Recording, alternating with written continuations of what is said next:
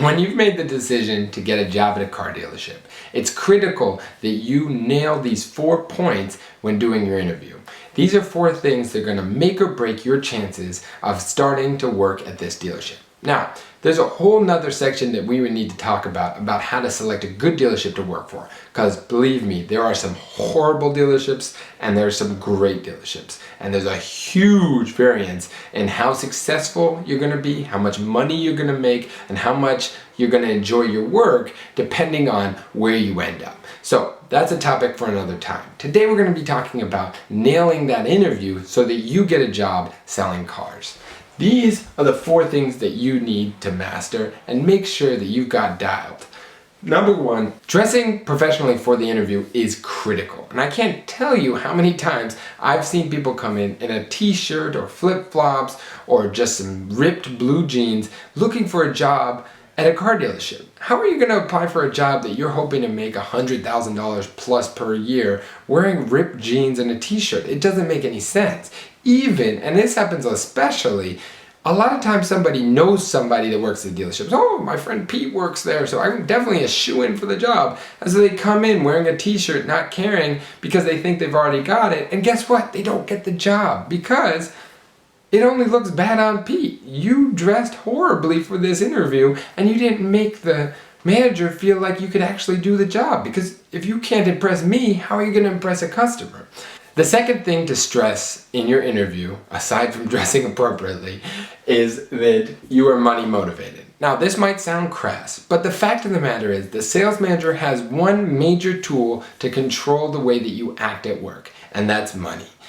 There's a pay plan set up for you that's designed to shape the way that you act. It wants you to sell 12 or 14 or 16 or 20 cars, and it pays you accordingly. Now, if you're not money motivated, you're not going to chase after those goals, and you're going to end up sitting right at the bottom of the sales floor, not selling a lot, and generally bringing down the whole vibe of the whole store, because no dealership wants a bunch of dead weight. So, if you're money motivated, you're going to look at the spiff on Saturday and say, okay, I'm extra motivated to be here today. Not only do I like being here, but I could make extra money if I get everybody to work harder to hit our goal. So the manager wants you to be money motivated, and it's not crass because that's the tool that they have in order to control the way that you act. And if you're not going to be controlled by money when you're at work, they don't have anything to control you with other than reprimand. And no manager wants to reprimand. They just want to put a spiff on the board and have you go to work.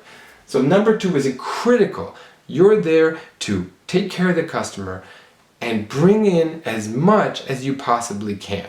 And you take a piece. That's why commission works. Number 3, customer service. Just as important as money is customer service. Because the fact of the matter is, if you don't take good care of your customers, they won't take good care of you. They're not going to bring you repeat customers. They're not going to bring you referral customers. And if you really treat them badly, they're going to write you up on Yelp, and you're going to actually push away with negative advertising about your dealership. So it's critical to stress any experience you've had in the past in a customer service role. You need to make the manager feel comfortable.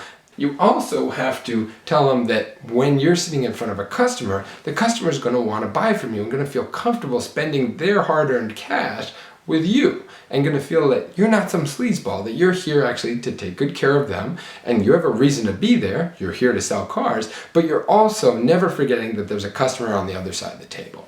So number 3 is critical. Number 4, and this is something that a lot of salespeople, when they're interviewing, don't ever bring up, is the fact that you're dedicated, and you should be, to both longevity and learning.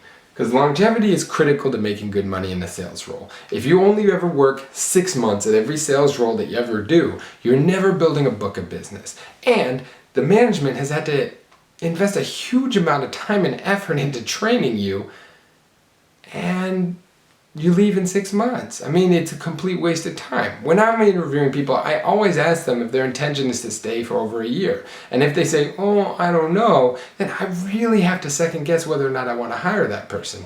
It's critical for you to stress, and it should be true, that you want to stay somewhere and make somewhere your home, somewhere that you're comfortable working for 5+ years, so that you can build a book of business, they can move you up into higher and higher roles, give you more opportunity, and your customers can get to know somebody at the dealership for a long period of time. Customers hate coming in and finding out that somebody that they work with consistently over a couple of years has left. They want consistent employees, the management wants consistent employees, and so it's your job to stress during the interview that longevity is one of your goals. Now, a second part to this is learning.